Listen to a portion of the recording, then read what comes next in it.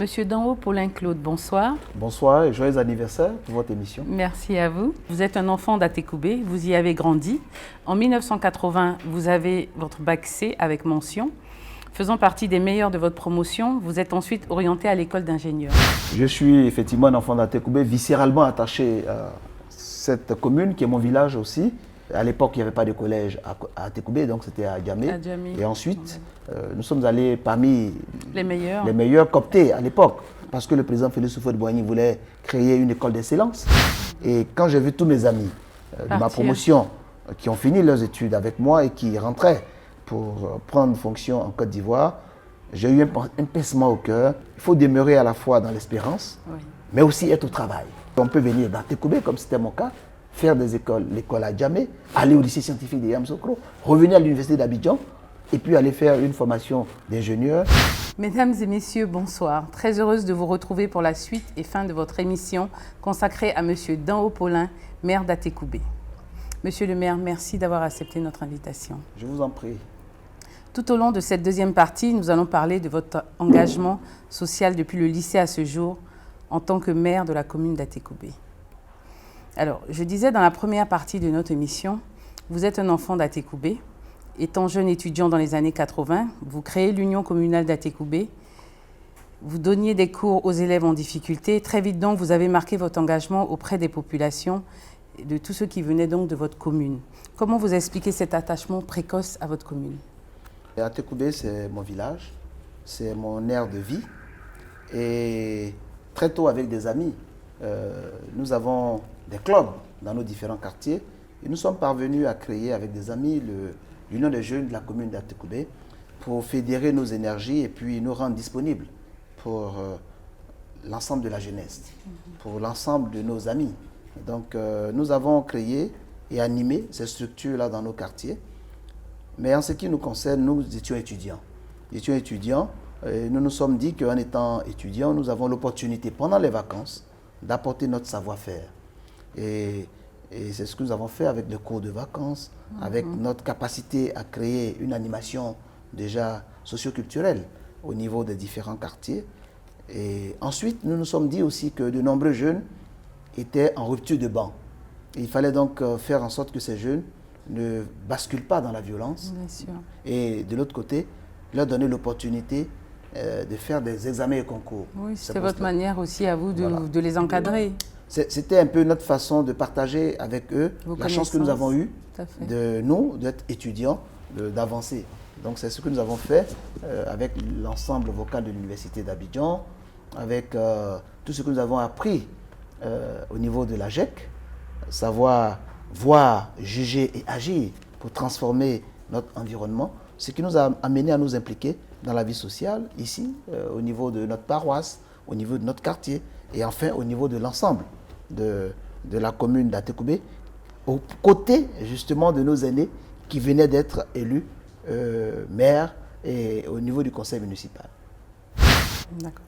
En 1990, à votre retour de France, le maire Nkumo Mobio vous coopte à ses côtés. Vous êtes donc élu conseiller municipal et président de la commission des affaires économiques et domaniales. À ce moment, est-ce que vous aviez déjà l'ambition de devenir maire ou vouliez-vous apprendre les rouages de l'administration communale? Ce qu'il faut comprendre, c'est que, comme je vous l'ai dit, très tôt, nous avons été formés et éduqués à voir, juger et agir dans notre environnement. Et cela nous a amenés à un engagement citoyen précoce au niveau de la politique, avec le MESI, et au niveau de l'encadrement des jeunes, l'union des jeunes et des activités d'animation d'une manière générale. Alors, quand en 90, après avoir servi le doyen Ernest Nkumo Mobio, qui était le premier maire qui a porté la commune sous les fonds baptismaux, après avoir servi en tant que jeune, et après avoir terminé nos études d'ingénieur en France, au retour au pays, nous avons voulu continuer cette action. Cette action que nous avions commencée au niveau des collèges, au niveau de l'université, au niveau de nos différents quartiers. Et donc, nous avons été à ses côtés dès 1990 pour être élus au niveau du conseil municipal, pour continuer tout simplement à servir. Il n'y avait pas d'arrière-pensée, c'est le service, tout simplement. Et pour mieux servir, on nous a confié la commission que vous avez rappelée tout à l'heure, pour être au cœur de la mobilisation des ressources. Mobilisation des ressources et de l'orientation des projets. La commission des affaires économiques et domaniales nous a été confiée. Et cette animation nous a permis d'être au contact des populations. En 1995, vous l'avez rappelé, nous sommes élus au niveau de la municipalité. D'abord élu conseil municipal et élu au niveau de la municipalité comme maire adjoint, chargé justement du budget et des finances. Tout cela pour apporter des ressources, et rechercher de la réflexion pour apporter des ressources et orienter l'action municipale pour transformer le quotidien de nos populations. Donc c'est tout naturellement que quand en 2000, l'opportunité s'est présentée. Vous décidez de franchir le pas? Quand l'opportunité s'est présentée, que nous avons été sollicités par notre mentor, par le doyen et par les populations, de franchir le pas pour prendre le flambeau et le porter encore plus haut, nous avons répondu à la devise d'Abidjan d'ailleurs, Marie Saint-Père Altior. Toujours plus haut, grâce à la mer, porter toujours haut le flambeau. Donc nous avons saisi ce flambeau et les populations nous ont fait confiance. Nous avons été donc élus jusqu'à ce jour pour continuer l'œuvre de nos dévanciers, élargir les sillons que nous avons timidement tracés avec eux. D'accord. Alors en 2000, vous décidez de franchir le pas. Malgré un contexte très difficile, vous décidez de vous présenter à la mairie. 10 ans après, vous entrez dans le conseil municipal. Racontez-nous cette expérience et les difficultés face à ce nouveau challenge. Parce que là, vous rentrez en mairie... Mais tout à fait. Nous rentrons dans un contexte, comme vous l'avez rappelé, contexte difficile. Parce qu'en 2000, c'était le coup d'État. C'était le coup d'État et c'était le changement aussi de république, de régime. Et c'est en ce moment-là que nous, aux fouettistes, parce que je ne vous le cache pas, nous avons donc décidé de porter le flambeau, de reprendre le flambeau, et avec beaucoup de difficultés d'ailleurs. Les difficultés étaient d'ordre matériel, parce que les ressources de notre commune étaient très faibles au regard des besoins des populations. L'espoir aussi suscité par notre élection était très grand. Donc il nous appartenait donc de répondre à ce double challenge en faisant preuve à la fois de rigueur, d'imagination et d'engagement et de volonté. Je veux dire que nous avons beaucoup d'appréhension, mais finalement, ayant été préparés à la charge, parce que n'oubliez pas que, comme vous l'avez rappelé vous-même, c'est 10 ans après, après avoir été conseiller municipal, gérer des commissions, après avoir participé à la municipalité. Donc vous étiez déjà bien imprégné. Nous connaissions les réalités du terrain, au niveau des ressources de la commune, mais aussi au niveau des besoins, je faillis dire primaires, de nos populations. C'est pourquoi nous n'avons pas eu beaucoup de difficultés. Ayant eu toutes les manettes de gestion de notre commune, nous n'avons pas eu de difficultés à optimiser les ressources. Et à les orienter vers des équipements utiles et de proximité pour nos populations. Alors, vous gagnez brillamment les élections municipales en 2000, non sans difficulté. J'imagine qu'à ce moment, pour vous, c'est une consécration. Quelles seront vos premières actions auprès des populations d'Atécoubé en tant que maire? Mais en fait, ce n'est pas à proprement parler une consécration. Pour nous, c'était simplement le passage d'un flambeau. Et les actions que nous devions immédiatement faire étaient de rassembler les enfants d'Atécoubé, créer une synergie. Parce que nous sortions d'une élection où il y avait beaucoup de batailles plurielles. C'est une élection pluraliste, avec plusieurs listes et plusieurs personnalités engagées. Donc notre souci a été de rassembler dans le conseil, à la proportionnelle, tout le monde, et demander une participation active dans les commissions partout. Ça, c'était au niveau du conseil. Mais au niveau des populations, nous avons voulu imprimer une nouvelle vision. La nouvelle vision, c'était de faire d'Atécoubé une commune de référence et une commune à part entière.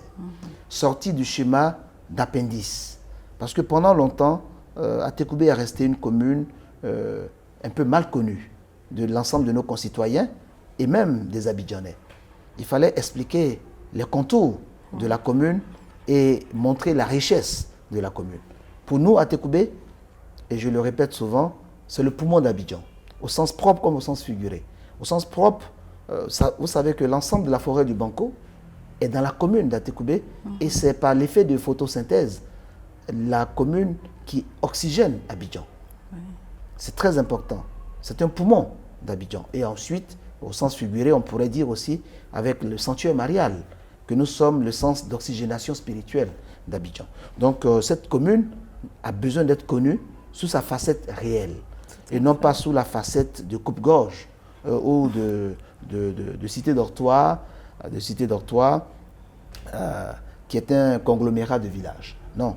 Et la commune d'Atekoubé part depuis Abobodoumé, Lokodjuro, Abidjan Santé, Abidjan Agban, avant d'atteindre le périmètre d'Atekoubé qui a donné son nom à la commune.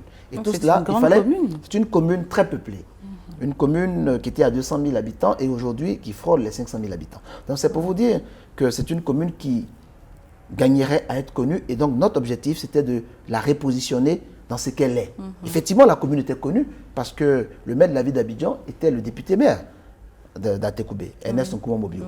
Mais la commune devait être connue, révalorisée pour donner confiance à l'ensemble de nos concitoyens et leur faire partager notre richesse.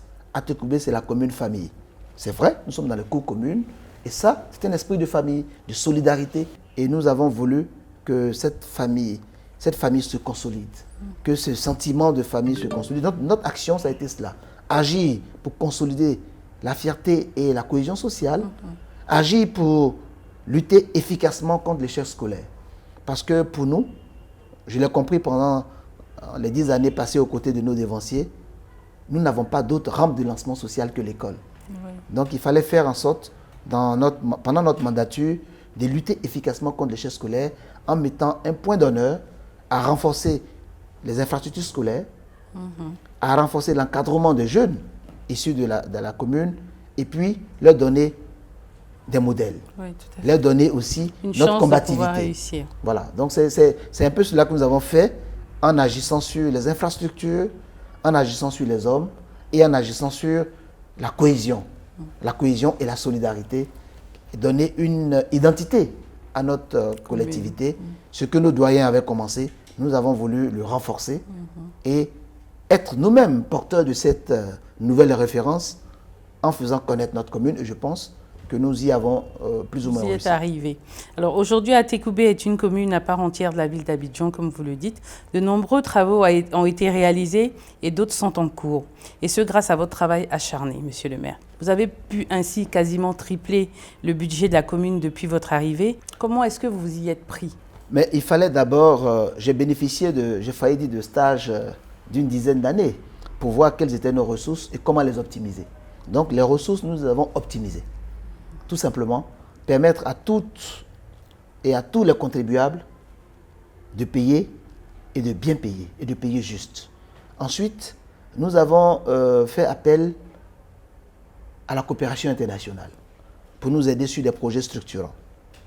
Et nous avons mis l'accent honnêtement sur tout ce qui était les équipements de proximité.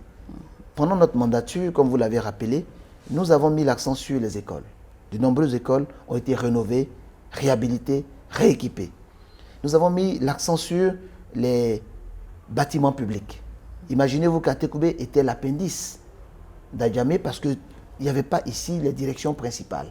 Nous avons donné un terrain à l'hôtel des impôts, a été construit par la direction générale des impôts. Nous avons transféré ici et construit le trésor public d'Atekoubé. Et nous avons voulu que Atekoubé ait une certaine autonomie et un certain rayonnement. Oui, parce que tout se trouvait à Djamé en fait. Mais nous étions... Que ce soit les hôpitaux, que ce tout soit... Tout était pratiquement dans la périphérie et pas dans la commune. Atekoubé, avec un seul commissariat, nous avons construit un second commissariat sur l'autre rive d'Atekoubé. Parce que nous avons une spécificité, la commune d'Atekoubé. C'est la seule commune, Abidjan, qui est coupée en deux par la lagune. Nous avons la rive droite et la rive gauche. C'est la seule commune coupée en deux par la lagune, rive droite et rive gauche. Donc la rive droite, juste Yopougon, et la rive gauche, juste Adjamé et le plateau. Donc nous avons cette spécificité qu'il fallait mettre en valeur, optimiser les ressources et agir dans les équipements de proximité. Et nous avons pu avoir suffisamment de moyens, et les moyens additionnels, nous sommes allés les chercher avec des projets structurants à l'AIMF pour l'informatisation, au niveau de l'AFD, la coopération française, pour les réseaux de voirie primaire. Et nous avions bénéficié, en ce qui concerne le plateau d'Atekoubé, du Fonds européen de développement, le FED, qui a permis d'avoir tout cet assainissement que vous observez, tout l'assainissement d'Atekoubé. Alors, c'est dire que, pour répondre à votre question, nous nous sommes pleinement engagés dans une réflexion de manager. Il fallait continuer la gestion traditionnelle, mais aussi rationaliser les ressources et optimiser justement notre capacité d'intervention sur le terrain. Tout cela mis ensemble nous a permis d'avoir les moyens de faire tous ces investissements que j'ai indiqués tout à l'heure au bénéfice des populations, dans l'école, dans la voirie et même dans l'animation citoyenne. Parce que figurez-vous que beaucoup de structures travaillant avec la commune, notamment les associations de jeunes, de femmes, ont bénéficié de subventions, ainsi que les notables et les chefferies. Parce que nous sommes une commune, comme j'ai dit, une commune famille. Nous avons beaucoup de communautés. Ça se ressent dans vos manifestations parce qu'elles sont toujours en plein air. C'est tout le monde qui part ensemble. Ça se ressent vraiment. Non, mais ça a été notre action principale, être au contact de nos concitoyens. Nous sommes allés même un peu plus loin en créant les conseils de gestion de quartier pour qu'il y ait une municipalité de proximité, pour capter les problèmes dans les différents quartiers et apporter des solutions à travers les conseils de gestion de quartier qui ont été subventionnés, encouragés à être des forces de proposition à la municipalité. Et cela a renforcé, j'ai failli dire, une gestion participative de notre commune. Et naturellement, nous en avons tiré profit parce que 10 ans après, nous avons été réélus. Parce que les populations ont vu, mais réélus avec plus de voix encore. Parce que les populations ont vu que nous étions dans une dynamique de proximité et de développement. Tout à fait. Mais la commune ne pouvant pas tout faire, nous sommes allés chercher des partenaires privés dans le cadre du partenariat public-privé pour qu'ils interviennent sur des projets précis. Et nous sommes allés même plus loin, à trouver des partenaires qui avaient besoin d'espace pour investir. Nous sommes allés voir, nous avons permis à la fondation de Mme Bédier, la fondation Servir, de bénéficier de 3 hectares. Et c'est là que va se construire le Centre international d'hémodialyse. Nous avons donné 1,5 hectare à Didier Drogba, qui l'a assaini et qui vient de construire un hôpital pour la mère et l'enfant. Oui, je vois qu'il y a le marché aussi qui est en train de... Et le marché a brûlé. Il fallait donc le reconstruire à hauteur de pratiquement 1,5 milliard. Là aussi, nous avons fait un partenariat public-privé et aujourd'hui, ce marché est en cours de construction. D'autres projets sont en cours de réflexion, notamment dans les prochains mois, nous sommes en train de finaliser un partenariat public-privé avec un grand groupe pour construire le complexe sportif de la commune d'Atekoubé. Nous sommes allés même un peu plus loin, parce que nous pensons que ce n'est pas parce qu'on est d'Atekoubé qu'on doit être porté vers les métiers de base, devenir artisan. Non, ce n'est pas une fatalité. On peut être issu d'Atekoubé, être un enfant d'Atekoubé comme je le suis. Tout à fait. Et je suis sorti d'Atekoubé et je suis allé jusqu'à être ingénieur, faire le lycée scientifique et je suis aujourd'hui maire. Oui. Et ils n'ont pas... C'est cette modélisation que nous avons voulu donner comme conviction aux jeunes d'Atekoubé en luttant contre l'échec scolaire et surtout en réorientant ceux qui malheureusement avaient chuté, en ouvrant des espaces de formation qualifiantes pour ces jeunes. Et pour nos mamans, justement, nous avons mis en place des fonds d'accès au microcrédit pour qu'elles puissent, parce que c'est elles qui tiennent nos foyers. Atekoubé, c'est une commune famille, mais elle repose, cette commune, sur l'engagement des femmes. Donc il fallait aussi faire un effort spécifique en mettant en place un fonds de garantie. C'est ce que nous avons fait, qui a permis aux femmes de prendre leur destin en main et de s'impliquer dans les activités génératrices de revenus. D'accord. Alors, nous sommes presque à la fin de notre émission, Monsieur le maire. Quelles sont vos perspectives d'avenir et quels conseils pouvez-vous donner à tous ces jeunes Africains ou à tous ces jeunes de votre commune qui nous regardent? La perspective d'avenir, c'est que nous sortons d'une crise qui a marqué les cœurs et les esprits. Et nous avons eu la chance, et nous avons la chance d'être une commune famille, une commune de brassage, où il n'y a pas de différence d'ethnie, de religion ou d'origine. Nous sommes une commune cosmopolite et c'est une grande richesse. Et cette richesse nous a valu d'être décorés par l'État de Côte d'Ivoire comme dans le mérite ivoirien de la solidarité par l'État de Côte d'Ivoire. Nous avons agi pour la cohésion sociale et la crise que nous avons connue n'a pas complètement démoli ce que nous avons construit. Et la perspective, c'est que nous devons poursuivre cela. Poursuivre et approfondir la réconciliation et vivre comme nous vivons toujours, en parfaite harmonie dans la solidarité. Dans nos cours communes, dans nos quartiers, nous sommes ensemble. Quelles que soient nos religions, quelles que soient nos origines, quelles que soient nos convictions politiques. Et c'est cela, cette spécificité que je pense que nous devons poursuivre. En ce qui nous concerne, au-delà des équipements de proximité que nous sommes en train de finaliser, parce que bientôt nous allons inaugurer l'hôpital d'Atekoubé 3 et l'hôpital de Santé 3. Nous allons inaugurer le commissariat d'Abobo-Doumé et de Jérusalem. Nous allons poursuivre la construction du collège de la cité Fermont pour qu'il devienne un vrai lycée, pour marquer et immortaliser le nom d'Ernest Nkomo-Mobio. Nous allons achever tous ces chantiers. Mais mieux, bientôt, dans notre commune, il y aura le Centre international d'hémodialyse avec la Fondation Servir. Les travaux viennent de commencer. Didier Drogba vient de terminer son hôpital pour la mère et l'enfant. Et nous venons, grâce au déguerpissement ou à cause des déguerpissements, nous devons refaire la rénovation urbaine. Atekoubé ne peut pas être la commune où, à chaque pluie, à chaque saison de pluie, il y a des morts. Ce n'est pas une fatalité et ce n'est pas acceptable. Nous devons restructurer les quartiers précaires. C'est la rénovation urbaine. Et d'ailleurs, dans le cadre de cette rénovation urbaine, nous envisageons, dans les sites qui ont été libérés, avec des partenaires privés, de les mettre en valeur rapidement, le front lagunaire. La baie de Banco va être réhabilitée. Ça, c'est une très bonne idée. Et ensuite, le complexe sportif qui est aujourd'hui dégradé, complètement dégradé, nous venons de trouver un partenaire qui décide de le rénover pour plusieurs milliards, environ 1,5 milliard, pour rénover ce site, pour avoir un nouveau complexe sportif digne de ce nom. Et nous sommes bien avancés là-dessus. Dès que nous aurons les délibérations au niveau de la tutelle, cette opération pourra se dénouer pour qu'on ait un vrai complexe sportif, qu'on ait la rénovation de la baie du Banco et surtout la construction et la réhabilitation du complexe commercial Les Agois sur 2 hectares à l'entrée de la commune.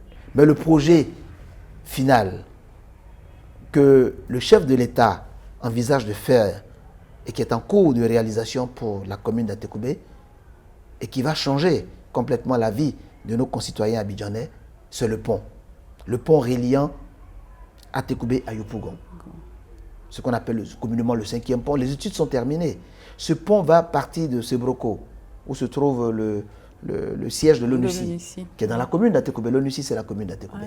Qui va partir après l'ONUCI et qui va aller directement sur Abidjan Santé et donc vers Yopougon. Cela va désenclaver complètement, désengorger complètement Yopougon et va changer complètement le quartier de Sebroko, qui est juste l'hôtel Sebroko, ce quartier qui nécessite une restructuration profonde. Grâce à ce pont et à tous les investissements annexes et connexes qui vont être faits, je pense que la baie du Banco va changer de visage. Donc c'est pour dire que les perspectives pour nous sont bonnes. Elles sont bonnes. Déjà, ce qui est en cours de réalisation est un moteur de croissance. Mais quand va s'ajouter à cela le projet voulu par le président de la République de désengorger Abidjan, je peux vous assurer que Atekoubé, au cœur d'Abidjan, non seulement est le poumon, mais va devenir un centre incontournable de vie pour les Abidjanais et pour l'ensemble de ceux qui aiment la Côte d'Ivoire. C'est pourquoi nous sommes dans l'espérance. Nous pensons que les jeunes doivent saisir cette opportunité pour lire la voie de l'espérance. Pourquoi? Parce que nous avons aujourd'hui un gouvernement qui met en place un cadre macroéconomique incitatif pour les investisseurs, qui apporte un soutien massif et franc à la politique de décentralisation et qui a des projets structurants qui vont booster l'économie. Donc les jeunes de Côte d'Ivoire doivent prendre leur bâton de pèlerin, doivent prendre toute leur énergie pour faire preuve d'imagination et saisir toutes les opportunités. Les emplois de demain n'ont pas encore été créés. On nous le disait déjà en 1988, quand nous sortions des écoles, que nous commencions à travailler. Les emplois de demain n'étaient pas créés. Aujourd'hui, nous le constatons. Qui pouvait s'imaginer que des start-up se créeraient? Qui pouvait s'imaginer qu'il y aurait des webmasters? Qui pouvait s'imaginer qu'il y aurait une économie numérique? Tout simplement à partir du téléphone portable. La banque numérique. Les métiers de demain ne sont même pas encore créés. Imaginez-vous que demain, si vous arrivez à développer une application, vous pouvez gagner de l'argent parce que beaucoup de personnes pourront faire leur extrait de naissance à partir du téléphone portable. Ce sont des choses qui n'existent pas. Les jeunes générations doivent saisir l'opportunité pour basculer dans l'ère du numérique. Et il y a encore beaucoup à faire. Il y a beaucoup à faire et tout est à faire. En ce qui nous concerne, nous devons tracer non seulement les cadres macroéconomiques, mais aussi au niveau local, donner l'opportunité aux jeunes de se former et de jeter par derrière eux l'envie de basculer vers la facilité. Tout à fait. Aujourd'hui, ce qui nous menace le plus, c'est la recherche de la facilité, du gain facile qui a conduit aux brouteurs, qui a conduit aux agressions périphériques que nous constatons ici et là.